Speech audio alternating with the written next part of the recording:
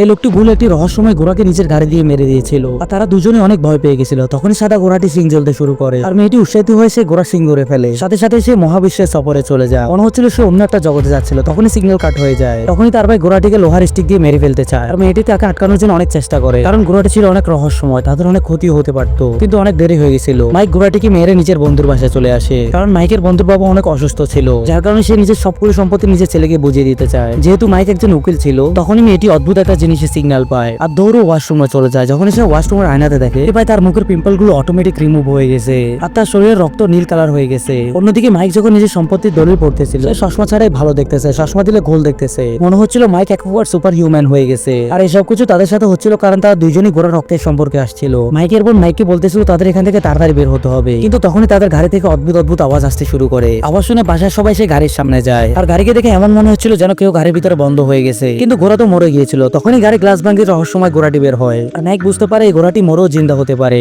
তখনই তাদের বাসার কাঠ আবারও ঘোড়াটিকে মেরে ফেলে আর মাইক সবাইকে সত্যি কথা বলে দেয়, এই ঘোড়া রক্তের সম্পর্কে কেউ আসলে সে কোনো না কোনো সুপার পাওয়ার পেয়ে যাবে। আর সবাই সেই ঘোড়া রক্তের সম্পর্কে আসার জন্য পাগল হয়ে যায়। পার্ট 2 দেখতে চাইলে চ্যানেলটা সাবস্ক্রাইব করে কমেন্ট বক্সে পার্ট 2 লিখে দেন। আর আপনি যদি এই জায়গায় ক্লিক করেন তাহলে খুব সুন্দর একটা ভিডিও দেখতে পারবেন।